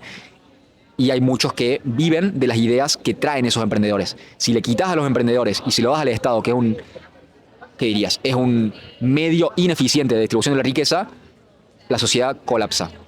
Es un problema, volviendo al punto del cosmos. El 80% de la masa de las estrellas está en 20% de las estrellas. El 80% de la humanidad vive en el 20% de las ciudades. Entonces, esa ley del 80-20 no aplica únicamente para la riqueza, sino para cualquier dominio creativo y natural. Los goles. Vos decís, bueno, Messi hizo 100 goles en un año. Está bien, hay un montón de jugadores que no tienen ni uno, pero él está por encima de todos y hay una distancia abismal entre el primero y el segundo. Cualquier competencia, si pensás en Usain Bolt, tiene un montón de medallas. El segundo es el segundo mejor de toda la Tierra. Hay 8 billones que somos peor corriendo que él, pero no es mejor que Usain Bolt. Entonces, cualquier dominio creativo tiende a la exponencialidad y a la concentración en un individuo o en pocos individuos. ¿Cómo descentralizar? Creo que hay un rol del Estado en eso. No es full comunismo, no es un dejarlos que hagan lo que quieran con la plata a todos los empresarios. Hay alguna forma de, no sé cuál, pero creo que hay una forma de romper monopolios, por decir algo, en pos de descentralizar la riqueza, sobre todo en un momento de la Tierra desde 1971. Presidencia de Nixon, finales de los 60 hasta los 70, Nixon saca a... vamos de vuelta. Bretton Woods, 1945, se termina la Segunda Guerra Mundial, arman de vuelta el sistema económico mundial. Ponen al dólar como reserva, todas las monedas estaban pegadas al dólar y el dólar pegado al oro. Empiezan a pedir plata prestada, eso lo conocemos muy bien nosotros acá, empiezan a pedir plata prestada. En Francia, Charles de Gaulle, que es el nombre también del aeropuerto de Francia, el que era el presidente, se da cuenta de eso y empieza a pedir el oro que estaba teniendo Estados Unidos en su bóveda de vuelta. Empieza a pedir el oro, lo empiezan a mandar, se dan cuenta de que había mucho más oro, mucho más dólares impresos del oro que había respaldándolo. Entonces dicen, bueno, vamos a tener que temporariamente salir del patrón oro. Eso de 1971. Desde entonces estamos jugando con plata de Monopoly, con billetes que no están respaldados por nada. Estamos hiperinflando todas las monedas del mundo. ¿Y cuál es la solución a eso? No es clara, pero el punto es, el problema se está exacerbando a que hay gente que sabe cómo invertir esa plata y la gran mayoría de nosotros que no tenemos educación financiera estamos empobreciéndonos cada día más. Entonces, a tu punto, 100% hay una concentración de riqueza, no es fácil romper ese problema y solucionarlo. Y es más, se está exacerbando cada vez más, hay muy poca gente que tiene y ahora hay un montón de gente que no tiene. Al mismo tiempo que los dos estamos vestidos y estamos comidos. O sea, es objetivamente el mejor momento de la humanidad para vivir. Pero la diferencia es muy grande. Eso es todo. La media y la base está subiendo. No nos estamos muriendo de hambre. Eso es muy bueno. Al mismo tiempo, la diferencia es tan grande que hay creo que es el coeficiente de Gini, capaz que estoy hablando giladas. Hay un estudio que mide cuál es el nivel de desigualdad que puede sostener una sociedad antes de colapsar una guerra civil o de querer matar al rico. Porque incluso si nosotros dos tenemos comida y casa, que antes los pobres no tenían casa, o la clase media no existía, la desigualdad es tan grande que nos empieza a agarrar resentimiento. Tenemos esta idea de lo justo. Y no es justo, incluso si sos un excelente empresario, que tengas 100.000 veces o 1.000.000 de veces más lo que yo tengo. Es tan brutal la desigualdad que nos resentimos y se generan conflictos internos. No es fácil de resolver. Estoy de acuerdo con tu análisis sobre que es un problema, pero no sabemos cómo resolver ese problema y se resuelve generalmente de una manera violenta. No sé cómo vamos a terminar, pero bueno, ¿cómo la ves?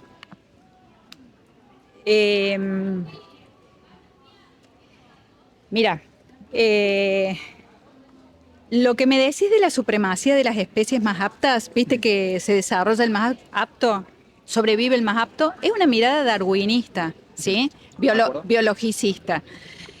El ser humano es una especie que fue más allá, porque bien dijiste vos que tiene sentimientos y se supone que tiene conciencia, ¿sí? Entonces, es muy fácil para el darwinista decir, che, esta es la supremacía del más apto, porque yo me valí de la debilidad de muchos para concentrar la riqueza con la que yo cuento hoy.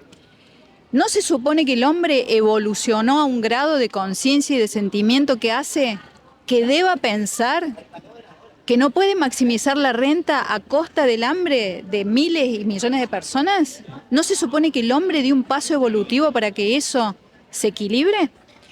¿Te puedo responder eso? Creo que hay como una mezcla entre el darwinismo con el marxismo cuando se habla de la supervivencia del más fuerte. No la supervivencia del más fuerte, como vos bien dijiste, es el más apto. Diciendo que somos animales sociales, es incluso en cualquier especie de primates esto se ve replicado, de que el que sea mejor buena gente con todos, el que sepa coordinar con todos y cooperar, es el que va a ser el elegido presidente en términos de los primates. En nuestro caso, el que le va bien en el mercado. Pero es a través de eso. Y al mismo tiempo, ahí tenés que tener encuadrado qué es una buena cooperación y tener una idea del bien. Creo que lo que encuadra eso, para que no nos colapsemos en la búsqueda del poder que hace que todos nos quedemos sin nada, porque eso es el comunismo, es la búsqueda del poder de, bueno, quiero ir más arriba, quiero tener un poquito de algo, ya que no tengo nada, ni tengo hambre, no tengo ni comida, quiero buscar un poquito más, y están todos paranoicos, Stalin paranoico de que lo maten, siendo que está encima de toda la jerarquía. Entonces la única forma es tener, a mi entender, algo que te encuadre moralmente. Bueno. Y eso es más fácil de mostrarlo a través de historias ya prediseñadas. A mi entender es a través de la Biblia. Esa es la única forma de balancear el darwinismo brutal con un encuadramiento moral. ¿Cómo lo ves? Yo apelaría a la mirada ancestral de las comunidades originarias. Sí, pero creo que hay una falacia ahí porque también había sacrificios humanos, entonces no eran perfectos. Tenemos esta idea de la naturaleza primigenia. Eso te iba a decir, no es todo Boca River, o todo está mal, o todo está bien. A mí lo que me hace mucho ruido del mundo moderno es el dios del mercado. Sí. Ese ser etéreo que marca los destinos de millones de personas y se enriquecen unos pocos. Chao. Para mí no es negocio. No es negocio. Pasa que es complicado. Entiendo el punto, estoy de acuerdo con vos, pero es complicado. Es súper complicado, me excede. Ya el abordaje, la profundización me excede. No lo podría ni siquiera discutir porque está lejos de mí, pero me hace ruido. Me hace ruido porque el derrame nunca llega. 100% de acuerdo con vos. Creo que la gran mayoría de las personas tienen la intuición de que algo no está funcionando para ellos. Esto de que, bueno, antes quizás la generación de nuestros padres era más fácil comprarse una casa y para nosotros a los 30 años es imposible. Algo no están dando. Esto del contrato social de que vas a trabajar, vas a ser una buena persona, un ciudadano productivo y te va a ir bien, el sueño americano que podés comprar una casa, en todo el mundo, producto de esta hiperinflación de todas las monedas desde 1971 hasta acá, dio esto como resultado. Entonces la gran mayoría de las personas que no tienen una idea de por qué funcionó, de por qué el sistema económico funciona como funciona, tienen la intuición de que algo no está dando bien, pero no sabe qué es. Y lo más fácil es dos cosas. Una, culpar a los ricos. Dos, culpar a los judíos. Está habiendo una ola de antisemitismo, a mi entender, porque los judíos son una minoría sobre representada en posiciones de éxito. Entonces, son siempre el chivo expiatorio y creo que son un termómetro para saber si la sociedad está funcionando o no. A mi entender, este auge del antisemitismo te da pauta de que no está funcionando para la gran mayoría y de que estamos empezando a buscar culpables afuera sin entender por qué las cosas están funcionando. Entonces, esa es mi forma de ver las cosas, de que hay algo que no está funcionando para la gran mayoría de los jóvenes. Hay muchos jóvenes completamente haciendo el check-out del sistema. A los varones se les ha dicho que son mala gente, de que cualquier tipo de masculinidad, está la idea de la masculinidad tóxica, de hace un par de años, ¿no? No estamos saliendo de eso. La idea de la masculinidad tóxica, pero no había una idea de una masculinidad positiva. ¿Cómo se ve una buena masculinidad? No tenemos idea de eso. Pero le dijeron, cualquier cosa que hagas va a ser tomada como algo malo. Si te acercas a una chica, quizás sos un acosador. Entonces, cualquier impulso que tengas, entiendo el punto de que antes había... Es parte del volver a vincularnos, ¿viste? De revincularnos. ¿Cómo va a ser malo lo masculino si es parte de la dualidad de cómo funciona, opera el mundo? O sea, nunca podría... Pasa que venimos de masculinidad, de formas de masculinidades tóxicas, pero no implica que lo masculino sea tóxico. O sea, de hecho, yo te hablaría en fuerzas activas y en términos de fuerzas activas y fuerzas receptivas. Porque vos podés ser un género hombre y sentirte más receptivo que activo. O sea, pero bueno, en términos de mercado, yo lo que observo es que no da resultados, el derrame nunca llega, hay desigualdades, esto va recrudeciendo. Yo tomaría lo mejor de las épocas modernas, conectaría con valores ancestrales o valores de pronto no sé, que te apeguen a algún tipo de estructura que generen que las personas podamos vivir o tener una mejor convivencia. Se están extrapolando todos los límites hoy en día.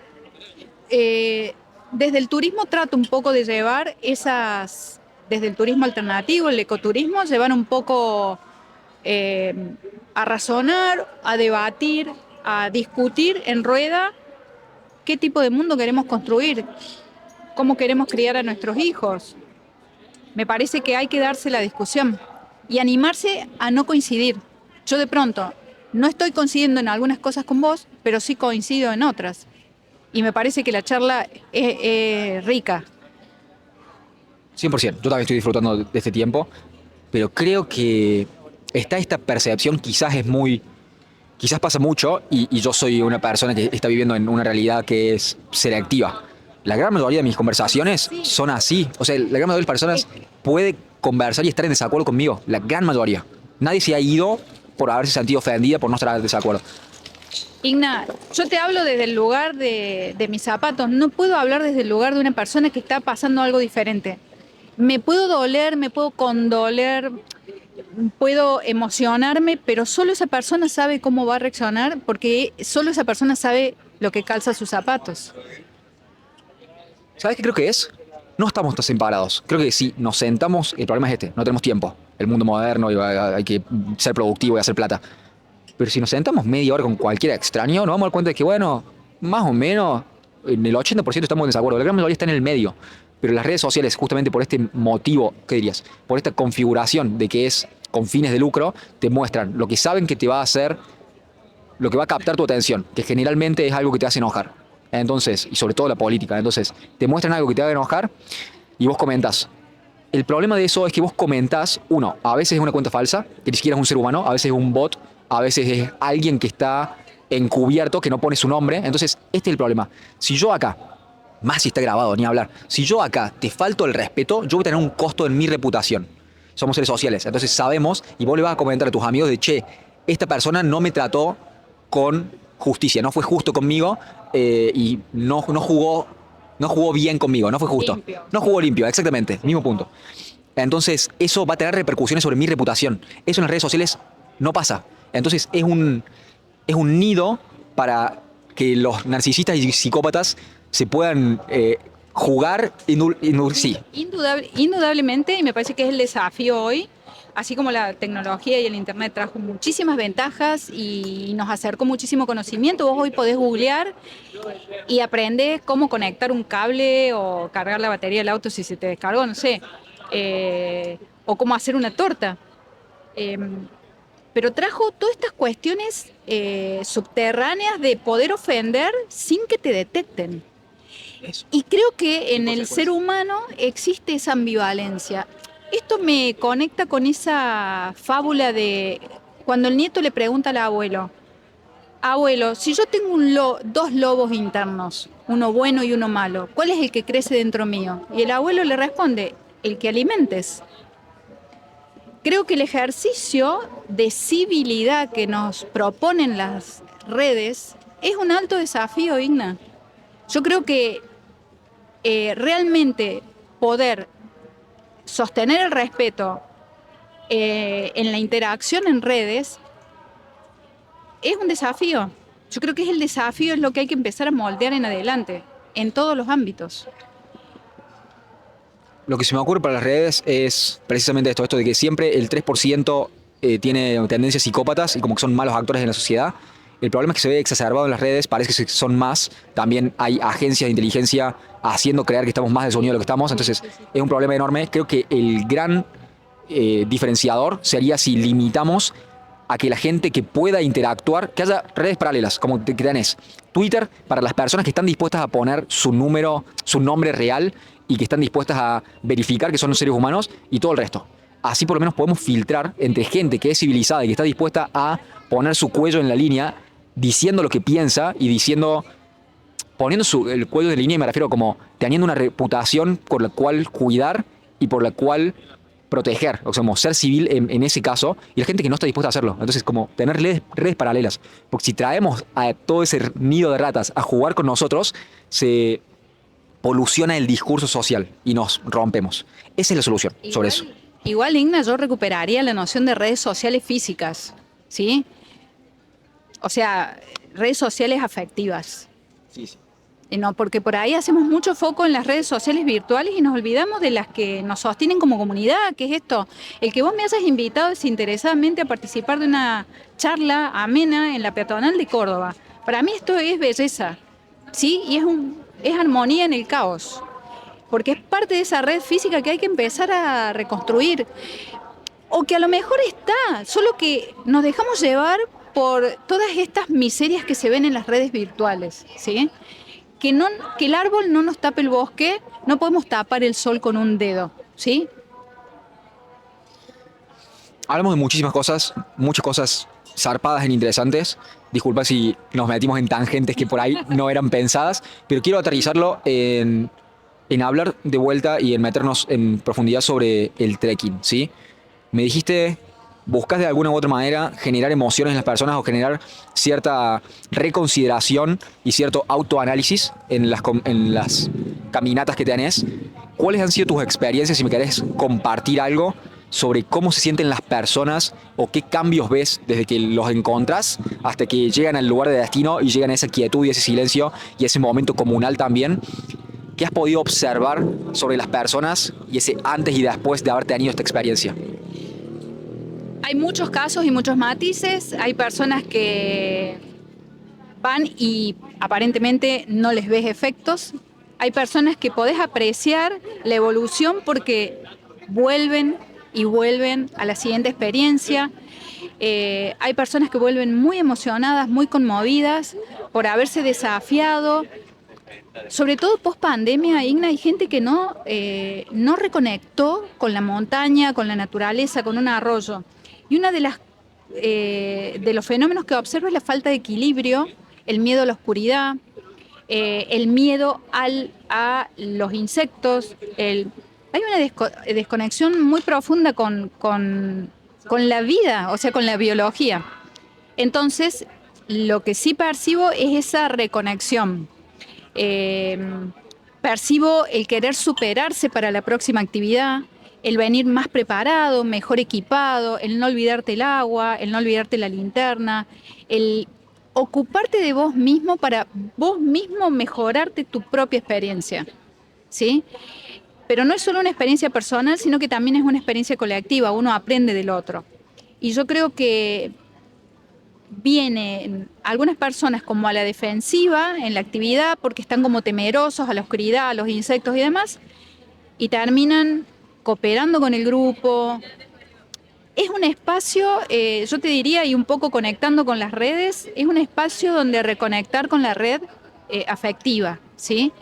Es una oportunidad. Yo lo veo desde ese lugar. Las personas se permiten ser vulnerables, se permiten parecer vulnerables y que nadie te juzgue por eso.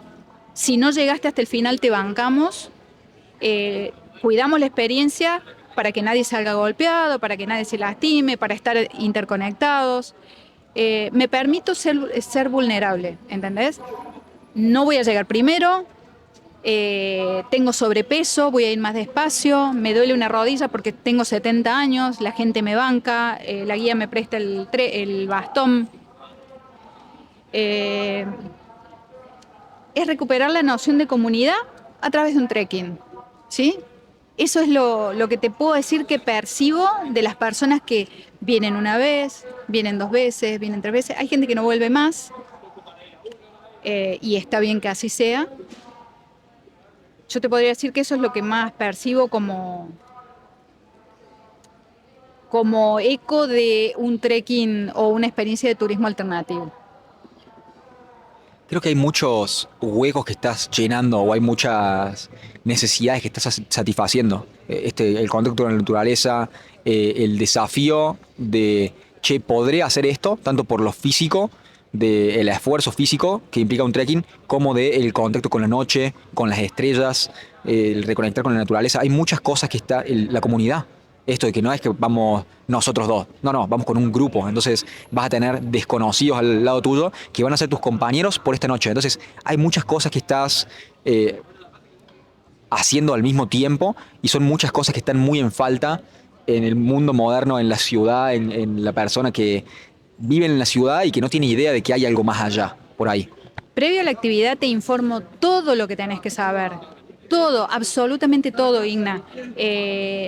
No dejo nada librado al azar y durante la experiencia me ocupo de que estés bien y post experiencia me animo a preguntarte, che, ¿hay algo que no te gustó, que no viste, que te gustaría ver en la próxima o que vos considerás que yo puedo mejorar? Y es eso, es retroalimentarnos. Por ahí vamos. Súper bien. Te cuento. Son las 4:15. Wow. La gente que no supiera, llevamos como 1 hora y media, 1 hora y 45.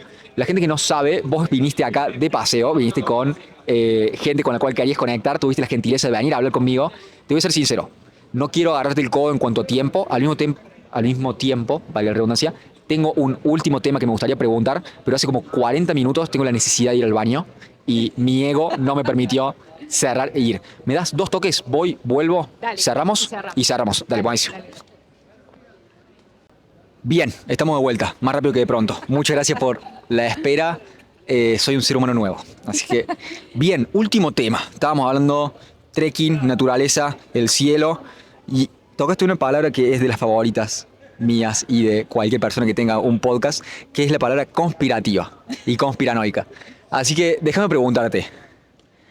Aliens, ovnis. ¿Has visto algo? ¿Has tenido algún contacto? ¿Hay algo que se pueda contar? ¿Hay algo que me vayas a contar afuera de cámara? Te lo dejo. ¿Cómo lo ves? ¿Has tenido algún contacto? ¿Has visto algo? ¿Alguna experiencia que puedas contar que hayas tenido? ¿Cómo lo ves? En respuesta a tu pregunta, sí. Hemos tenido avistajes en Cerro Uritorco puntualmente. Hacemos con un colega que me convoca como co-guía, él es el tour leader, digamos, y me convoca a mí. Hemos hecho muchos avistajes de cuestiones que yo no puedo explicar. Luces que se aparecen y desaparecen en microsegundos, de colores violáceos, rosáceos, muchas en microsegundos. Una mañana, cuando estábamos por descender de Uritorco, vimos una bocha gris plateada con una ranura al centro. Te hablo, habrá estado unos 200, 300 metros de altura, suponte, desde donde estábamos nosotros, pero nos quedamos con la boca abierta porque no le pudimos. No era un avión, no era un dron, no era un helicóptero, no era un satélite. Entonces, si son, son fenómenos anómalos no identificados, como se les dice ahora, FANIs, ¿son de origen extraterrestre? No te puedo aseverar. Colegas míos guías de turismo astronómico de toda Latinoamérica, se ponen muy locos con este tema y dicen, dejen de generar teorías conspiranoicas de que hay vida extraterrestre y demás. Hay una cuestión fáctica que es que Alpha Centauri, que es el sistema interestelar más próximo al nuestro, está a 4 años luz de distancia. En términos humanos serían más o menos 40 millones de años nos tomaría llegar a Alpha Centauri. Ahora, podríamos hablar de inteligencia inversa, que exista una tecnología que nos contacte y que nosotros desconozcamos. Me encanta el misterio. Me encanta el misterio, no lo niego, no soy como mis colegas que discuten desde el punto de vista científico que no existe. ¿Por qué? Porque me permito pensar que hay preguntas que no tienen respuesta. Así que te dejo abierta la editorial. Bueno, te han venido a buscar. Ya es hora de dejarte ir. Me parece fascinante y volviendo al punto, como no sabemos qué es. Me parece valioso que digas eso, como hay mucha especulación de que, bueno, sí o sí es un ovni como los que vi en televisión y no es de la Tierra. Al mismo tiempo, muy probablemente las naciones más avanzadas tengan tecnología detrás de la cortina de la cuales no sepamos. Entonces no sabemos si es de otro planeta, si es de Estados Unidos, de China, de Rusia. Tecnología militar, geomilitar, geopolítica, lo que sea. Hay un científico de Harvard muy polémico que es Avi Loeb. Él habla de arqueología espacial y se anima a presentar discusiones que Si no fuera porque esta gente polémica que se anima a discutir otras cosas, todo sería como un camino muy lineal. Entonces, yo me animo a pensar en términos de misterio, ¿sí? Y puede ser tecnología militar que no conozcamos, pueden ser drones de última generación, o tal vez no. Continuará. Continuará. Veremos qué onda. Silvana, ha sido fascinante. Muchas gracias por tu tiempo. Antes de dejarte ir, me interesa darte este espacio. En caso de que quieras promocionar algo, en caso de que quieras que te encuentren en redes sociales, cómo que te encuentran, lo que tengas para promocionar, todo lo que quieras mostrarle o darle a la gente para que sepa, este es el momento. Bueno, gracias Igna. Les invito a seguir mi cuenta de Instagram, @guardiana.del.bosque, y también visitar mi página web, guardianadelbosque.ar. Ahí están todas las actividades con sentido y sentidas que proponemos desde el ecoturismo, el turismo alternativo en la provincia de Córdoba. Así que, bueno, gracias por el espacio, Igna. Golazo. Guardiana.del.bosque en Instagram. Me dijiste guardiana del bosque todo junto, .ar o .com.ar. La web. .ar. Bien, buenísimo. Lo voy a sumar igual en todo el YouTube. Van a estar ahí para la gente que quiera acceder, lo van a poder hacer. Silvana, muchas gracias por tu tiempo, gracias por tus palabras, gracias por haber conmigo esta tarde. Ha sido un gusto. Muchas gracias. Gracias a